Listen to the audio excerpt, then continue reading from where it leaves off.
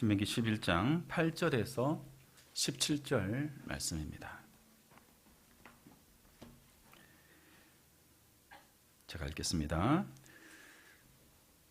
그러므로 너희는 내가 오늘 너희에게 명하는 모든 명령을 지키라. 그리하면 너희가 강성할 것이요 너희가 건너가 차지할 땅에 들어가서 그것을 차지할 것이며 또 여호와께서 너희의 조상들에게 맹세하여 그들과 그들의 후손에게 주리라 하신 땅 곧 젖과 꿀이 흐르는 땅에서 너희의 날이 장구하리라.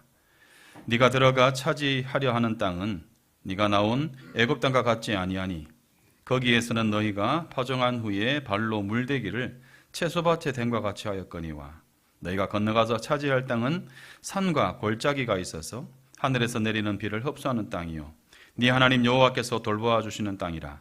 연초부터 연말까지 내 하나님의 여호와의 눈이 항상 그 위에 있느니라.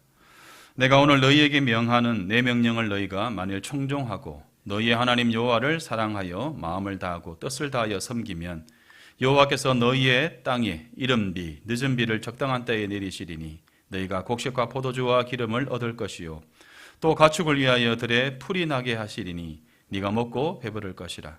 너희는 스스로 삼가 두렵건대 마음에 미혹하여 돌이켜 다른 신을 섬기며 신들을 섬기며 그것에게 절함으로 여호와께서 너희에게 진노하사 하늘을 닫아 비를 내리지 아니하여 땅이 소산을 내지 않게 하심으로 너희가 여호와께서 주신 아름다운 땅에서 속히 멸망할까 하노라. 아멘. 이 시간 찬양대 하나님께 찬양하겠습니다. 감사합니다.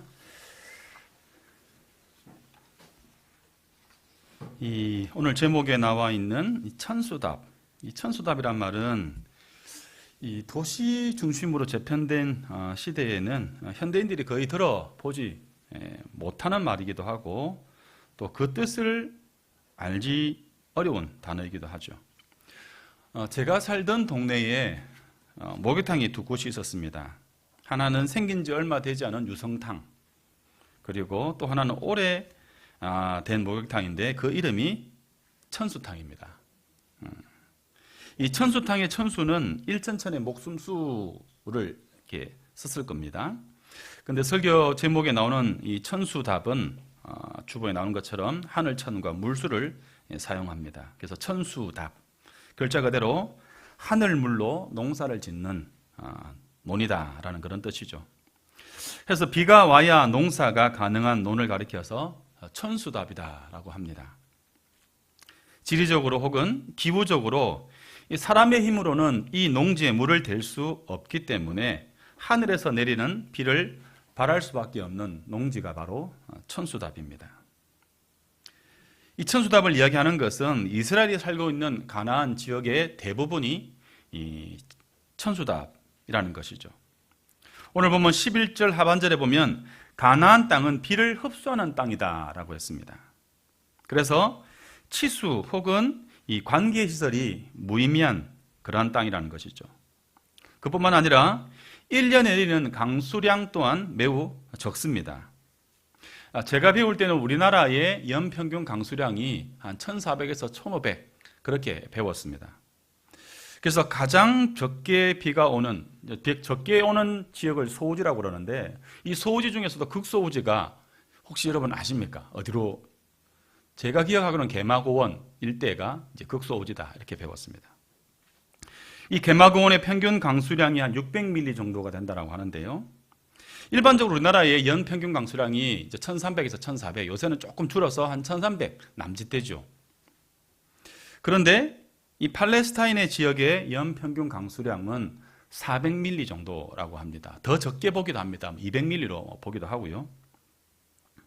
이렇게 평균 강수량을 놓고만 봐도 이 팔레스타인 지역은 우리가 알고 있는 것처럼 농사를 짓고 살기에는 매우 열악한 환경에 있습니다.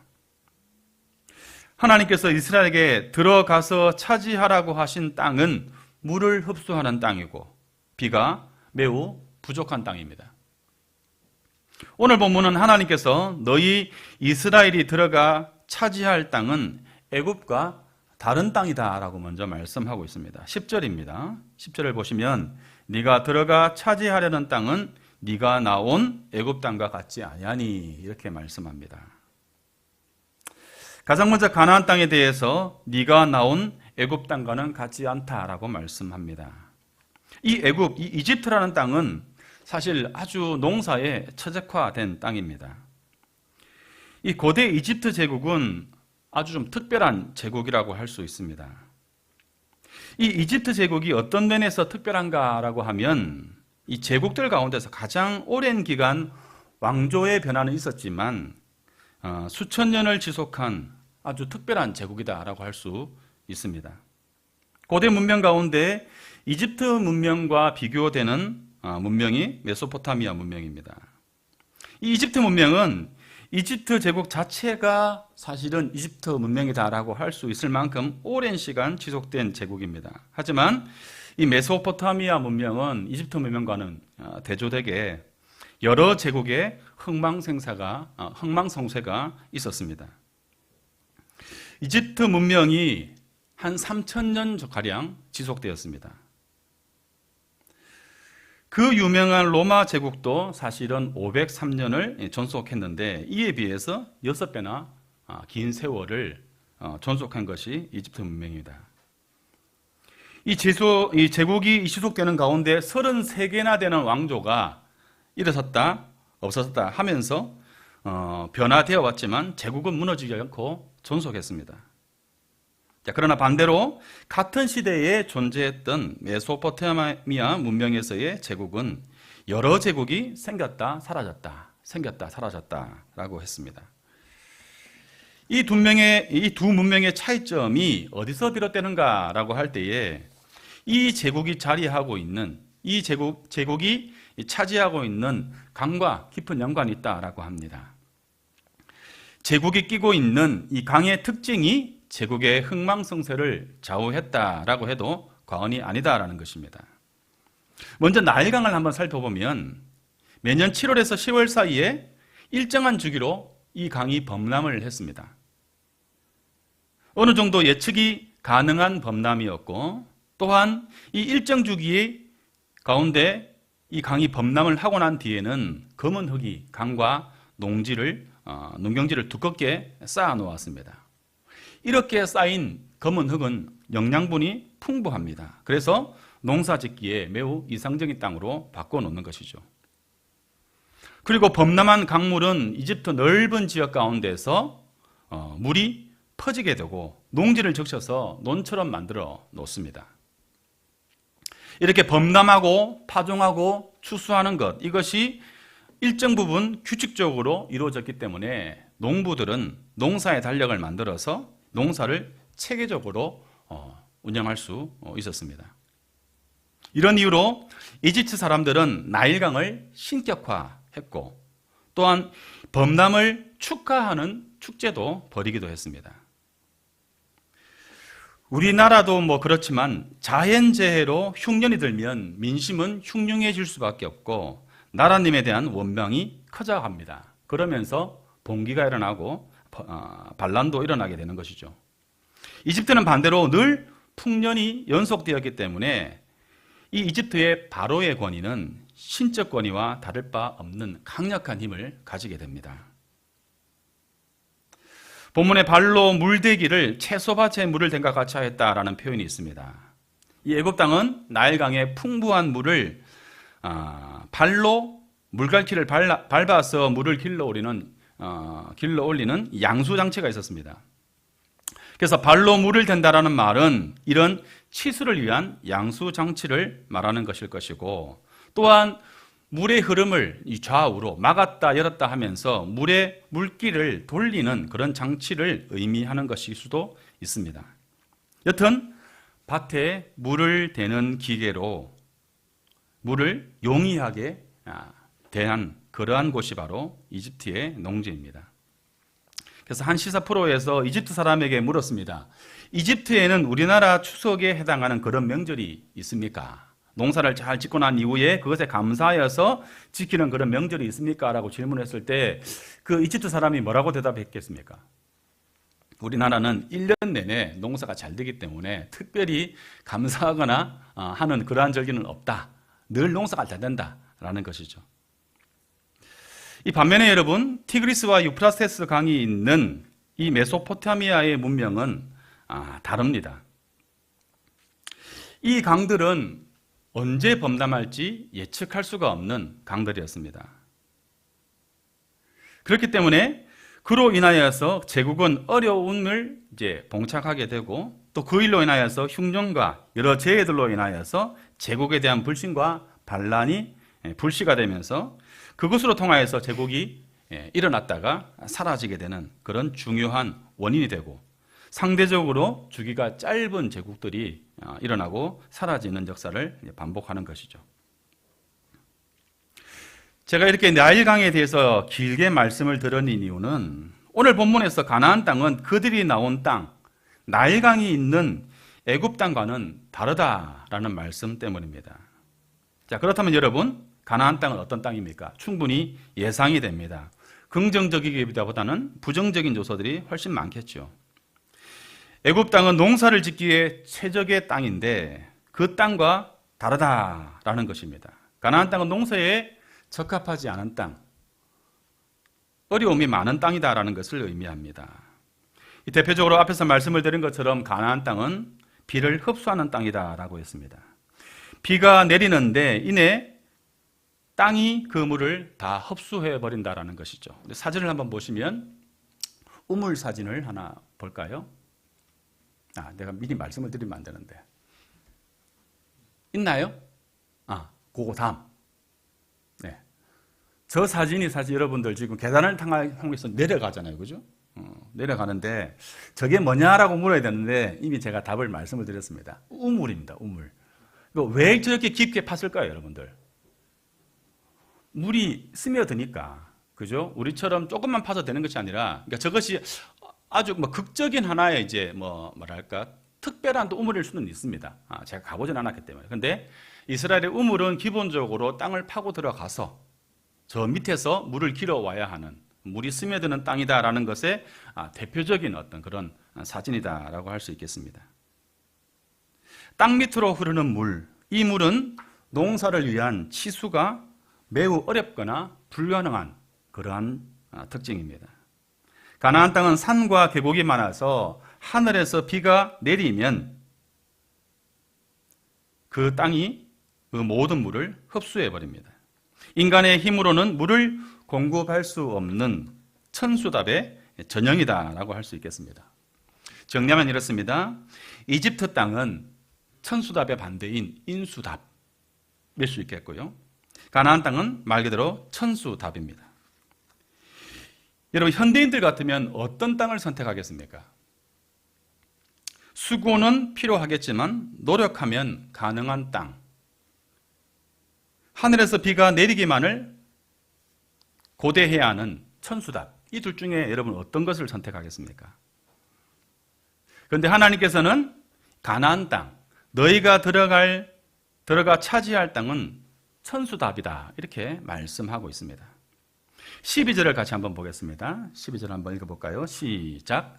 내 하나님 여호와께서 돌보아 주시는 땅이라. 연초부터 연말까지 내 하나님의 눈이 항상 그 위에 있느니라. 가나안 땅이 비록 천수답이지만 그 땅은 여호와께서 돌보아 주시는 땅이다라고 말씀합니다. 연초부터 연말까지 내 하나님의 눈이 항상 그 위에 있는 땅이다. 이것이 애굽 땅과 다른 가나안 땅의 특징이다라고 하겠습니다. 연초부터 연말까지라는 것은 세 번역에 보면 정초부터 금음달까지 이렇게 번역을 했습니다. 요즘 말로 하면 1년 내내 그렇게 번역할 수 있겠죠. 가나안 땅은 젖과 꿀이 흐르는 땅이고 그 땅에서 너희가 영원히 살게 될 것인데 그 이유는 당신의 하나님이 몸소 돌보아 주시는 땅이고 주 당신들의 하나님의 눈길이 1년 내내 보살펴 주시는 땅이기 때문이다라고 말씀합니다. 14절에 보시면요, 젖과 꿀이 흐르게 되는 그 땅이 되기 위해서 반드시 필요한 비에 대해서도 말씀합니다. 14절 한번 봅시다. 시작. 여호와께서 너희의 땅에 이른 비, 늦은 비를 적당한 때에 내리시리니 너희가 곡식과 포도주와 기름을 얻을 것이요. 가나안 땅은 이른 비와 늦은 비가 반드시 필요한 천수답입니다. 하지만 적당한 시기에 비가 내려주기만 하면 곡식과 포도주와 기름을 얻게 될 것이다. 이렇게 말씀합니다. 여러분, 모세가 정탐꾼을 보냈을 때에 정탐꾼이 돌아올 때에 그들이 어깨에 메고 돌아온 것이 무엇인지 기억하십니까? 장대에 메고 돌아왔죠. 포도를 장대에 메고 왔다라고 했습니다. 미드라시라는 구약 해설서를 보면 이 장면을 포도송이 한 송이를 장대에 메고 왔다라는 것은 가나안 땅의 비옥한 토지를 보여주는 것이다. 이렇게 해석을 합니다. 무엇을 말합니까? 이른 비와 늦은 비가 제때에 내려주면 말 그대로 젖과 꿀이 흐르는 땅이 될 수 있는 물리적인 조건은 갖춘 땅이다라는 것입니다. 이는 또한 전형적인 천수답의 땅이 가나안 땅이다라는 것을 말씀하고 있는 것이죠. 이는 마치 이 땅을 살아가는 그리스도인과 다를 바 없는 특징이다라고 할 수 있겠습니다. 그리스도인의 삶이란 무엇입니까? 기본적으로 하나님의 은혜를 덧입어야 살아갈 수 있는 존재들이다라는 것이죠. 하나님 나라의 질서를 따라 살아가는 삶, 하나님의 뜻을 이 땅에 실현하며 살아가는 삶은 상대적으로 열악한 조건 가운데서 하나님의 도우심과 하나님의 은혜가 필요한 삶입니다. 하나님은 천수답인 가나안에 대해서 은총과 긍휼이 언제나 그 위에 머무는 땅일 것이다. 이렇게 약속합니다. 다시 말해서 하나님의 은총과 긍휼을 통해서 그 땅은 젖과 꿀이 흐르는 땅이 될 것이다 라고 약속합니다. 그 많은 땅들 가운데 가까운 애굽을 두고 왜 하필이면 하나님께서는 가나안 땅으로 이스라엘을 인도하셨을까? 자연적 조건으로만 따지면 이해할 수 없는 선택입니다. 애굽이 아니더라도 아브라함이 살고 있던 갈대아 우르를 주셨으면 훨씬 더 나을 수 있었겠지만 하나님은 산과 골짜기가 대본이고 비가 내리면 물을 다 흡수해버리는 땅, 가나안 땅을 그들에게 인도해 주셨습니다. 그뿐 아닙니다. 가나안 땅은 어떤 땅입니까? 주변에 강대국이 일어나면 언제든 위기에 봉착할 수밖에 없는 지정학적인 위치를 가지고 있는 매우 위험에 노출되어 있는 불리한 땅이기도 합니다. 그래서 이 땅은 하나님의 은총을 바랄 수밖에 없는 반드시 하나님의 은혜가 필요한 땅인 것이죠. 사람의 힘으로 극복하거나 생존하기 힘든 하나님의 은총이 임해야 하는 땅입니다. 그래서 이 가나안의 삶은 이 땅을 살아가고 있는 그리스도인의 삶과 다를 바 없는 것이다 하겠습니다. 그리스도인의 삶이 어떤 삶입니까? 하나님의 은혜를 기대하고 소망하는 삶입니다. 저와 여러분이 바로 그런 존재인 것이죠. 이스라엘의 시작은 애초에 큰 민족, 큰 나라가 아니기 때문에 시작되었다라고 말씀합니다. 신명기 7장 7절입니다. 같이 한번 읽어볼까요? 시작. 여호와께서 너희를 기뻐하시고 너희를 택하심은 너희가 다른 민족보다 수요가 많기 때문이 아니라 너희는 오히려 모든 민족 중에 가장 적으니라. 땅도 불리한 땅을 주셨고 민족을 선택할 때에도 다른 민족보다 수요가 많지 않기 때문에 오히려 너희를 선택했다. 이렇게 말씀합니다. 가장 열세의 민족을 가장 열악한 땅으로 인도하셔서 하나님의 나라를 하나님은 시작하셨습니다. 해서 이스라엘에게 필요한 것은 무엇입니까? 세초부터 새말까지 하나님의 눈이 그 위에 머물러 있어야 하는 은혜입니다. 이것이 가나안에서 살아가는 방식입니다. 천수답과 다를 바 없는 삶이다라는 것이죠. 이 천수답의 삶을 살기 위해서 하나님께서 요구하시는 한 가지의 조건이 있습니다. 그것은 다름 아닌 그들에게 명한 것을 다 지켜 행하고 여호와를 사랑하며 마음을 다하고 뜻을 다하여 섬기는 것입니다. 우리가 너무나 잘 알고 있고 익숙한 말씀, 여호와를 사랑하고 그 마음을 다하고 그 뜻을 다하여 섬기는 삶. 그러면 하나님은 이른 비와 늦은 비를 적당한 때에 내리실 것이고 그 땅에 곡식과 포도주와 기름을 얻어 살게 될 것이다 라고 약속하십니다. 다시 말해서 하나님의 은혜로 말미암아 젖과 꿀이 흐르는 땅이 되게 하실 것이다 라고 약속합니다. 다시 10절과 11절을 한번 보시겠습니다. 10절과 11절을 제가 읽겠습니다. 내가 들어가서 차지하려는 땅은 네가 나온 애굽 땅과 같지 아니하니 거기에서는 너희가 파종한 후에 발로 물대기를 채소밭에 댄과 같이 하였거니와 너희가 건너가서 차지할 땅은 산과 골짜기가 있어서 하늘에서 내리는 비를 흡수하는 땅이요. 애굽 땅은 인간의 노력에 의해서 땅이 적셔지지만 가나안 땅은 어떤 땅입니까? 이렇게 물을 때 여러분 우리는 이 말씀을 통해서 어떻게 대답할 수 있겠습니까?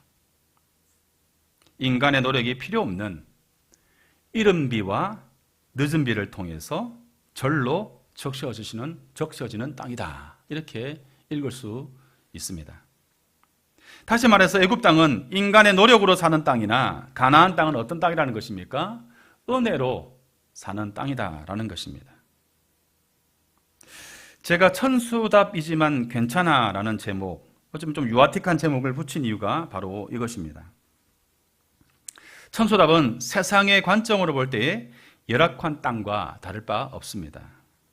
할 수 있는 것이 없다는 만큼 우리 인간을 불안하게 만드는 것은 없습니다.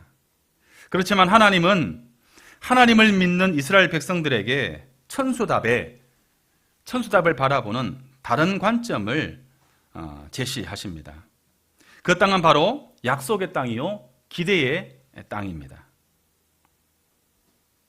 천수답이라도 괜찮은 것은 온 땅을 적셔줄 이른 비와 늦은 비가 적시에 내리는 땅이기 때문에 그 땅은 천수답이라도 괜찮은 것이죠.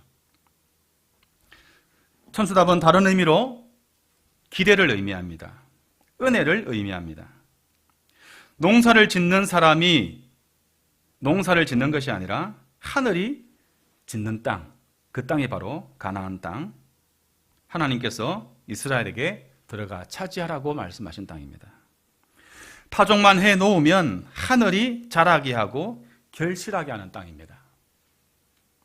이른 비로 말미암아 파종할 수 있는 땅을 조성하고 늦은 비로 말미암아 그 곡식을 그 열매를 자라게 하고 결실하게 하는 땅, 그 땅이 바로 가나안 땅입니다. 척박하지만 척박하지 않습니다. 열악하지만 열악하지 않습니다. 하나님의 은총과 하나님의 은혜로 말미암아 그 하늘이 젖과 꿀이 흐르게 하는 땅이라는 것이죠. 그러나 세상 사람들은 천수답만큼 불안한 땅은 없습니다. 하나님께서 이스라엘을 가나안으로 인도하신 이유가 바로 여기에 있습니다. 천수답에서 살게 하시는 이유는 그들에게 이 말씀을 하시기 위한 것입니다. 8절 전반절입니다.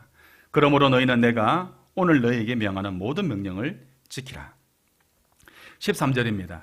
내가 오늘 너희에게 명하는 내 명령을 너희가 만일 청종하고 너희 하나님 여호와를 사랑하여 마음을 다하고 뜻을 다하여 섬기라. 하나님께서 저와 여러분에게 허락하신 삶은 천수답의 삶과 다르지 않습니다. 세상은 결코 천수답을 선택하지 않을 것입니다.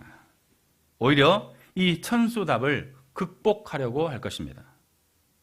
그러나 이 땅을 사는 그리스도인들은 천수답의 삶으로 부르심을 입었습니다.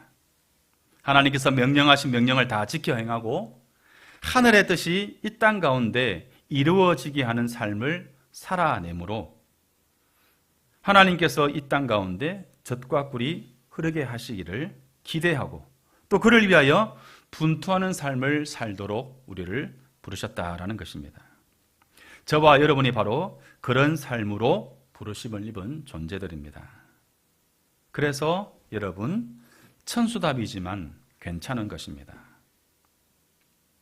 현실은 젖과 꿀이 흐르는 삶이 아니라도 하나님께서 우리에게 요구하시는 삶은 당신께서 명령하신 그 명령을 청종하고 하나님을 사랑하며 마음을 다하고 뜻을 다하여 살아가는 삶을 살아갈 수 있는 것입니다. 광야에서 매일 만나를 매일매일 허락하셨던 하나님을 신뢰하였듯이 또한 하나님의 인도하심을 기대함으로 우리는 이 천수답의 삶을 살아가야 하는 것입니다. 하나님의 뜻을 알아서 결국에는 우리의 삶 가운데 젖과 꿀이 흐르게 하실 그 하나님의 약속을 신뢰하고 하나님의 말씀을 신뢰함으로 분투하며 살아내야 하는 그 삶이 우리 평화의 식구들과 또한 여기 함께 모인 하나님의 식구들 가운데 하나님께서 요구하시는 삶인 것입니다. 아무쪼록 하나님의 약속을 믿고 기대함으로 말씀을 쫓아 살아가시기를 바라며 또 우리의 삶에 젖과 꿀이 흐르게 하실 그 하나님의 은총을 기대하고 또한 그 은총이 넘치는 복된 삶을 살아가시는 저와 여러분 되시기를 또 우리의 가정들 되시기를 주님의 이름으로 간절히 축복합니다. 기도하겠습니다. 우리 기도하실 때에 우리의 눈이 땅이 아닌 하늘을 향하여 있을 수 있기를 위하여 기도합시다. 애굽의 풍요로움을 부러워하지 않고 연초부터 연말까지 여호와의 눈이 항상 머물러 있음을 믿고 그 말씀 앞에 또 신실하게 살아가는 하나님의 사람들 되게 해주시도록 하나님 앞에 기도합시다. 우리의 생에 이른 비와 늦은 비가 적당한 때에 내리게 하셨던 그 하나님의 은혜를 기억하고 또 그 은혜에 감사하며 또 하나님께서 내리실 그 은혜를 누리며 이 땅 가운데 행복한 삶을 살아가는 우리의 평화의 식구들과 하나님의 사람들 될 수 있기를 이 시간 함께 마음 모아 기도하겠습니다.